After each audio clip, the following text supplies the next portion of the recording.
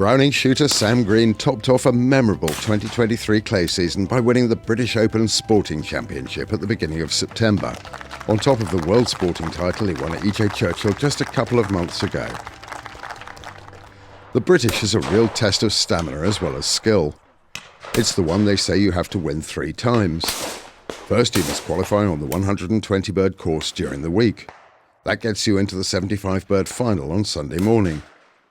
If you make it through that one, you're into the pressure cooker of a 6-man super final, held in front of a big crowd, where a single slip could cost you the prestigious title. Just over 1,100 shooters entered to tackle the qualifying course over the 4 days. They knew they'd be facing some of the hardest targets in the business, with course setter Steve Lovatt renowned for testing shooters with extreme angles, distance and speed.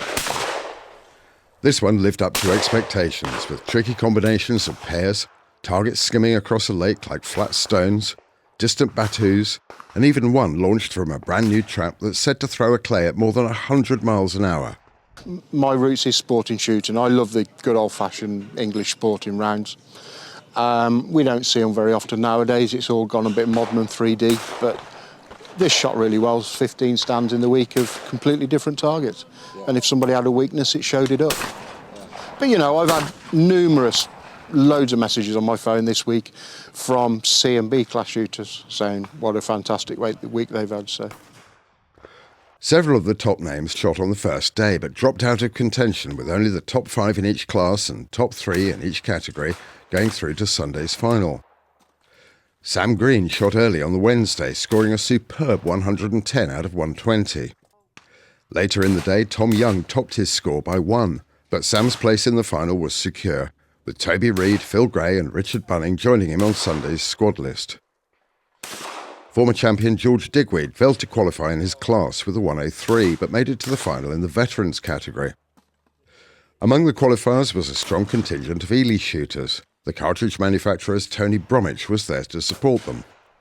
So what shells do you use when you're facing the worst that Steve Lovatt can throw at you? In terms of sponsor shooters, most of them are using, well, it's a variety of cartridges. So really from our Superbs, which is a very versatile cartridge.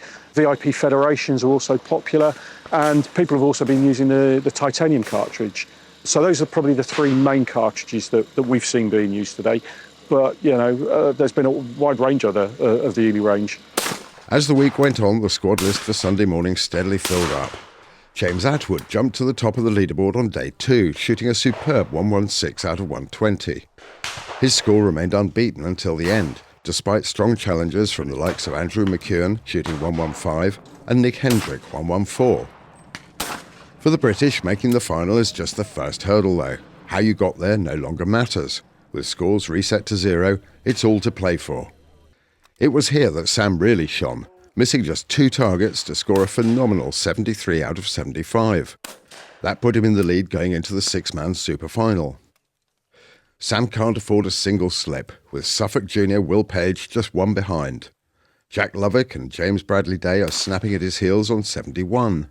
Stuart Clark and Philip Thorold complete the final 6. Both are experienced shots, more than capable of making up a 3-target gap.